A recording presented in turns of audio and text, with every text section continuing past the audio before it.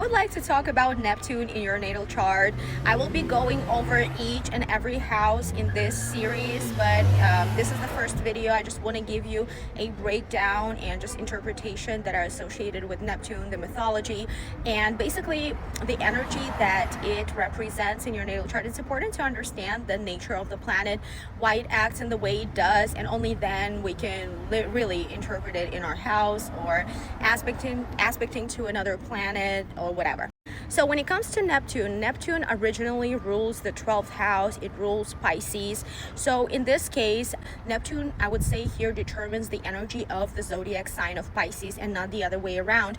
Planets are always more important than the zodiac signs because planets create dynamics in the sky when they move and when they form aspects with another planet. That's already a dynamic interpretation, as opposed to just a zodiac sign, which is a static placement, just statically sitting there and just creating kind of vibes, the themes of certain areas of life, but does not necessarily represent, like dictate the energy, the dynamic, the daily dynamic, if that makes any sense. Okay, so Neptune is the least understood planet. This is actually something that even astrologers are they are struggling with pinpointing energy, with explaining in a precise and accurate way what exactly it is. So that's why don't expect me to do that. I will just give you a few facts and we'll see what comes out, right? Like how we can make this integration. So Neptune is it represents our vague emotions, okay? Emotions that are associated with yearning and belonging to something bigger than this life itself.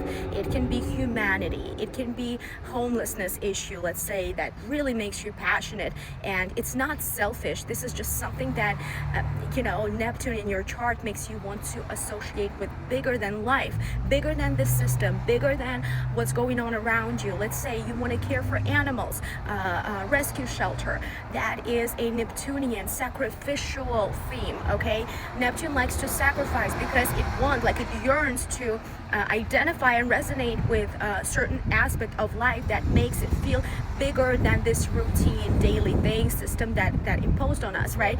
So when it comes to Neptune in mythology, the biggest op of Neptune is Saturn, and Saturn is literally a patriarchal system that was created in the 50s, especially. I mean, way before that, but we're speaking of the media, right? That's where it blew up. Over sexualization of women. Marilyn Monroe was entertaining, on the TV while we were at war. Basically sold us that dream of television, that we can be on television. However, if we just remove that mask and looked at what was happening politically and in terms of war, in terms of Cold War, we had a Vietnam War happening. At the same time, Marilyn Monroe was entertaining us. So the Neptunian way, and she actually had Neptune in the first house, and she had Pisces in the 8th house. So there is already connection. This is the ruler of the 8th house, right? So if you have Neptune, let's say in the 4th house, but your Pisces is in the 6th house, just like I do, that means that in your home and family, you've been growing up in the environment that was illusory, where people didn't tell you, your family didn't tell you exactly how bad, you thought you were living under certain rules and systems, and it was more of a related to some fairy tale that you had, sugarcoating reality, which directly impacted my 6th house routine, and unable to focus on that because my mom was extremely spiritual. So going back to Neptune, right? Neptune energy is very vague. It's not something that we can just describe in accuracy and precision, because Neptune is the biggest op of it is Saturn, and whenever in mythology, Neptune was never recognized as God because it would have this vague dependency on things, Neptune itself didn't understand exactly what he was motivated by, and would just feel empathy towards anyone and everyone, and therefore he created his kingdom deep under the water. There's deep underwater spot in the sea, well, that's in the mythology, where Neptune felt the most comfortable. However, when he was going out of the waters, he would notice that he would create storms unconsciously, like subconsciously, because he's connected, tapped into the unconscious of the world, of the system that was created by Saturn. You feel me? So whenever he would come out with that beautiful, empathetic energy, it would like create storms and all sorts of like tornadoes and whatever actually was happening in mythology, because it was Neptune's energy was inconsistent with Saturn's energy, which is patriarchal system. And that's why whenever he would come out like a Jesus, right? By the way, Neptune has two different gods, like characters that is associated with it, and that's why the duality, the vagueness of it. So the first one is Dionysus. I believe that's how you pronounce it. The Dionysus basically represents a part of Neptune and the 12th house that is mostly likes to use drugs, certain substances in order to alter the physical state as well as mental, but more so spiritual and psychological state, in order to merge with another dimension. Okay, so Dionysus, what he did with his disciples, he would pretty much do this practice where he would spread the wine, okay, and they would drink the wine in order to tap into another dimension, astral project, and they would go against the current norms, the regulations, the rules and routines. Some would just park a car like in the middle of the yellow line and not care about moving it, because they were like, they so didn't give a fuck, they so unapologetically tried to exit this reality, this dimension, because it was not giving them any purpose, nor I don't know, wasn't just making them feel good about themselves in life, and they just didn't feel that fulfillment.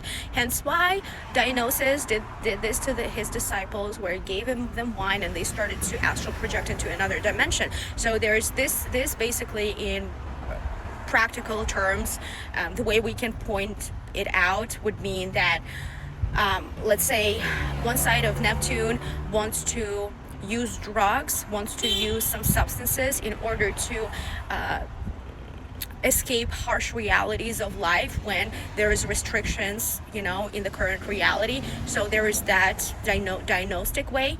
And the second character that Neptune is associated with in mythology is Jesus Christ. So when it comes to Jesus Christ consciousness, where, is the character that's associated with Neptune, where, okay, if we're not doing drugs or taking substances in order to change our state and merge with something bigger than life, meaning merge with a different dimension that has no relation to this Saturnian way, because remember, Saturn is the biggest op of Neptune, and Saturn has created these patriarch contracts, contractual life, government system, bureaucracy, and all of these things. So, but if we go into Jesus Christ way, Jesus Christ was too empathetic, he was too forgiving, where he was even getting killed, being killed, and he did not get mad. He said, forgive them, for they not know what they're doing.